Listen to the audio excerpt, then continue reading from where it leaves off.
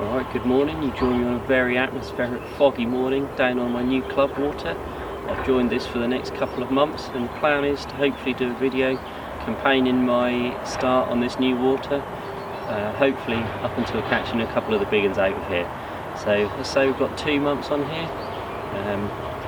It's a really nice water. It's got a good head of carp in here. There's quite a few fish over the 30-pound mark, and there's a couple creeping around the 40-pound mark as well.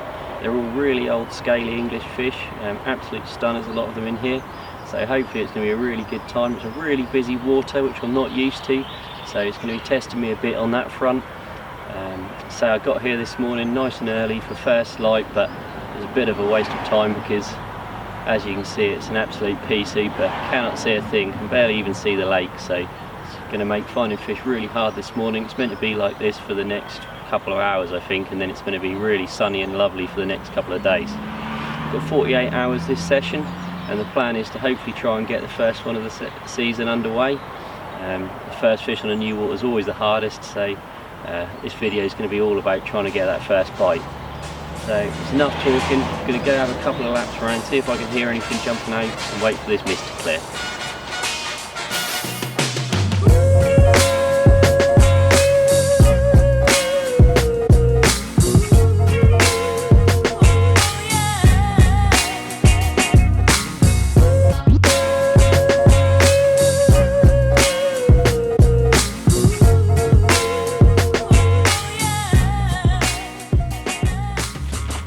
Alright, so it's now about 11 o'clock. I got here, as I say, at about 6 o'clock this morning, and I've just been walking around since then. It was really foggy when I first got here. You could barely see anything, so I waited for the sun to burn it all off, and then probably done about 4 or 5 laps. Spent a bit of time up some trees and that, just walking around talking to the other anglers that are on, trying to learn a bit about the place, because as I say, this is my first time down here. I know a bit about the lake and its stock, and I was just trying to find a bit more up-to-date info and just work out where certain swims, water is, that kind of thing. So it's really good when you're starting on a new venue. Just talk to people, be really polite and friendly, and generally you'll find most people will be polite and friendly back to you. So being nice goes a long way in carp fishing, I always find. So yeah, I'm set up in a swim called the Long Swim. It's got quite a bit of water control. It's actually on the opposite side to where if I just turned up blind and I was just going to jump in a swim, I would have gone on the other side, because there's a lot of easterly wind blowing this next couple of days that I'm here. Really high air pressure and bright clear skies, and the easterly wind is really cold, so I would have liked to have been on the back of it. But after walking around, I saw 4 or 5 fish jump bang in the teeth of the wind, which is not where you'd expect to find them in spring on a cold easterly wind, but in clear skies. So I've come around to this swim where I could get to where I've seen those fish show, and I've actually just put out a couple of zigs at the moment at varying depths, one on a yellow and black zig and one on a black bit of foam and a red zig liner, at about, I think we're about 10 foot and 8 foot at the moment, in about 12.5 foot of water, that kind of mark. So we'll see how it goes for the day. I'll leave those out for now. This is apparently quite a productive swim, but this whole area, the fish have apparently been held up in here for quite a while now, but it's not really been doing many bites. I think this weather's just holding them off. They're not quite there yet, so we'll see how it goes. If I see fish elsewhere, I'll probably move. As you can see, I'm just set up with a bed chair. I haven't got a bivvy or brolly with me for these couple of days. I'm just going to be sleeping under the stars because it's going to be warm enough, and I do plan to move if I see fish elsewhere. So that's it for now. Fingers crossed we'll have fish soon. If not, it'll probably be a move or going into a bit more detail about the rigs and bait that I'm using for this session. Alright, so it's now late afternoon and nothing's really materialised on the zigs, so I think I'm going to swap over to the deck for the night. Just fish a couple of different spots, put a little bit of bait out, nothing too mad, just see what happens, and then if it gets really bright and sunny again tomorrow, I'll probably put the zigs back out again for the day, or probably have a move. So I just thought I'd talk about the rigs that I'm using this evening. I'm using 2 different rigs, the same rigs that I nearly use in all my fishing. That's my balanced bottom bait rig, which is a coated braided D rig, and that's just a little trigger corky wafter and a bit of plastic corn, pop-up corn on the top, so that just sits above the hook nicely on the bottom. And that's £35 tongue skin coated hook link, a little bit stripped back and a couple of blobs of putty. So really nice, fairly simple rig, a rig that I use for nearly all my bottom bait fishing. Got loads of confidence in it, just absolutely nails them. And then the other rig that I'm using is a version of the stiff hinged rig. It's got a nice bright yellow glugged up pop-up on there, and that's a doubled over section of mouth trap, size 5 stiff rigger hook, bit of putty just to balance it out, and again £35 tongue skin coated hook link. So yeah, just two really simple rigs that I use for nearly all my fishing. So as I say, just going to put those out for the night now, put a little bit of bait out and just see how it goes. So fingers crossed next time I see you it'll be with a fish, if not I'll see you in the morning.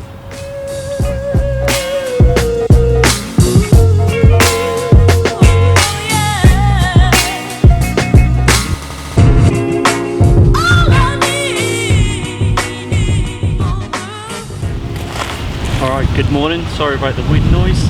It's really picked up and it's hammering into me. You joined me this morning, absolutely ripping my hair out.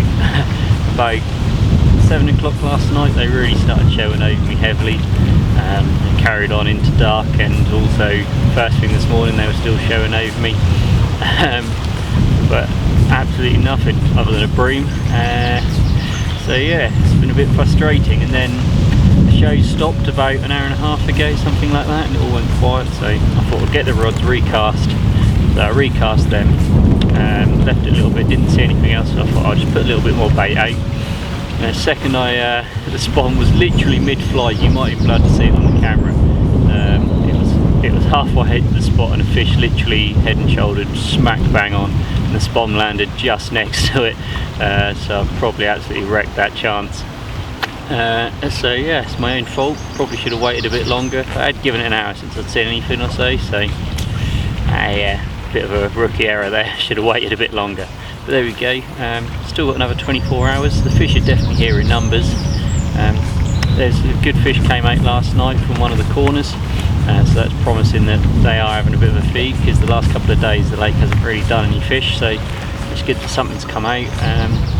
But yeah, I'm not going to bother moving or anything like that. I'm going to stick to fishing on the bottom today, not the zigs, because it's really overcast and windy at the moment, so it's definitely seems the one to be on the bottom. So yeah, we'll give it a little while longer and see how it goes. So hopefully we'll have a fish to show you soon. Alright, so here we go, the first one from the new water. Absolutely blown away, stunning fish. Over £30, haven't taken the sling off yet, so we'll find out what it is in a minute. She's been behaving, let's see if we can get her up for you. There we go, how about that? Absolutely stunning fish, beautiful scales and colours. Absolutely blown away. There you go. Spin around, show you the other side quickly.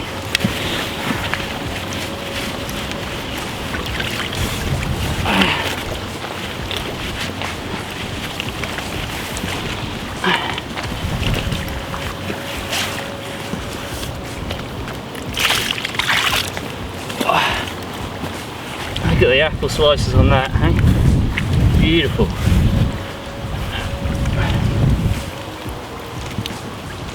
There we go. Absolutely made up, absolutely stunning. Right, let's slip her back and get the rods back out.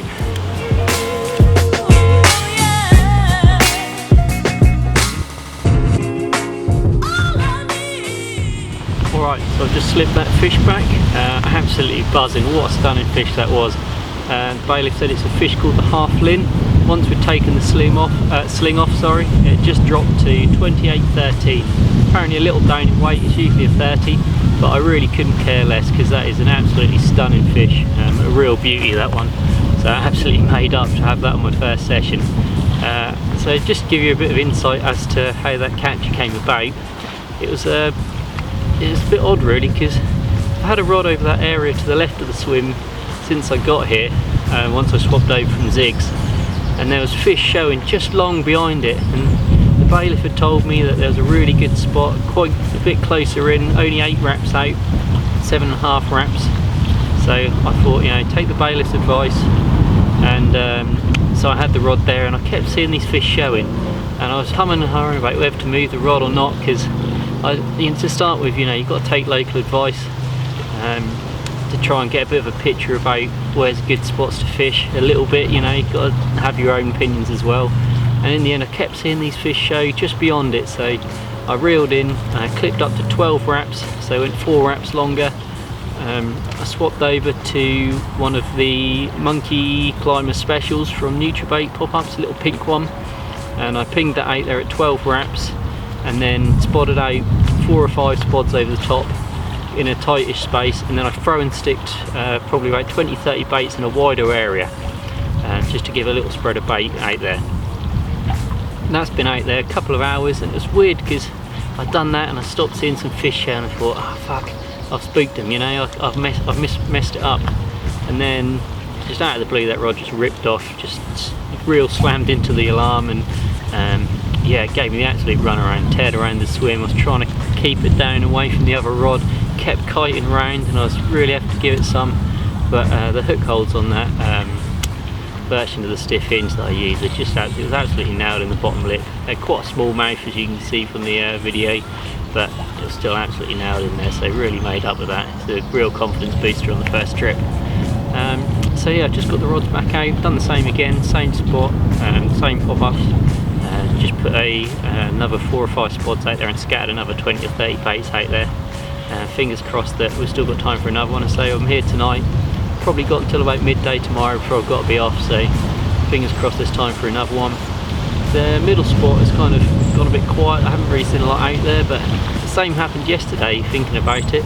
There was loads of shows first thing in the morning and at night last night, but during the middle of the day it went a bit quiet. I know it was a lot brighter yesterday and they're cruising around on the surface and they weren't showing so much, but yeah, so hopefully that's going to be the case. They're going to start showing again tonight and we'll have a chance to pick one up. So yeah, thanks to the guys that helped me out picture, real friendly bunch that came over and gave me a hand doing the video and the photos, so cheers to them, and thanks to the bailiff. It's been really nice, it's got to put me in the right places in the areas roughly, and where my water was in the swim, so thanks to them, it's been really good. Fingers crossed that next time you see me it'll be with a fish. If not, I'll probably talk to you in the morning and go into a bit more detail about the spot mix that I'm using. Alright, so good morning. It was quite a quiet night in the end.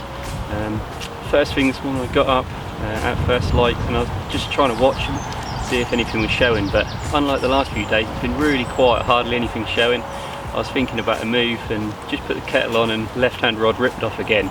It's only a little one this time, but still stunning, beautiful colours. It's an 11-pound mirror. Once again on one of the saffron cream NutriBaits and monkey climber specials. Had quite a few fish on those now. They're really a weird smelling pop-up those, but they certainly seem to do the business in that pale pink. Really lively. It felt like a bream would start with when I was playing. It wasn't doing anything, and then it got in the net and just tore around, but there you go. Lovely little one. A bit smaller than the one yesterday, but still got some beautiful scale patterns on it. Really nice clean fish. But yeah, made up 2 bites in a first session. This first video I was expecting to be a couple of sessions long trying to get the first bite, so absolutely made up that we've had 2 in the first session, especially that one yesterday, and we've still got a few hours left today before I have to go, so there's still a chance for another one. I've just got the rod back out and put a bit of bait out there. Despite not seeing anything, the conditions look way better than the last few days, so you never know your luck, you might have a chance for another one. But check these scales out, that little line down the middle, absolutely beautiful looking fish. I love these little tiny starburst scale patterns on the tails of fish, really cool looking fish. It's also crapping bait out all over my mat. The washed out trigger. You can see that pale colour, the real good sign that they've been on it. So fingers crossed we've got time for another one. And yeah, we better slip this one back. Right, so I've just slipped that fish back, and I thought we could just have a little bit of a chat about the bait that I'm using on this session. It's a spod mix mainly, although I have been throwing some of the bait out as well. But the base of the bait itself is Trigger from NutriBaits, and I'm using that in whole bait. The reason for that is I usually use a mix of whole, crushed, some halves and all that in my mix, but there's so many bream in this lake. I've had 3 of them so far. There's just loads of really big bream in here, because it is technically a mixed fishery, not just a carp lake on the club ticket. So I don't want to put loads of crushed baits out there, which will probably draw the bream in. I'm happy catching 3 or 4 bream in a session, as long as I've got the bait out there I want, but I've got a feeling that if I put too much crushed baits out there and chops, they're going to get absolutely levered by the bream, which really is not what I want. So it's whole baits out there to start with, so I've chucked those in a bucket, and then I've cooked up a load of tiger nuts. Now the reason for this is because, in my opinion, it's one of the best baits out there for carp, and when they're allowed they can be absolutely devastating. Only in really small quantities. You don't want to be putting a lot of tiger nuts in, only a very small amount.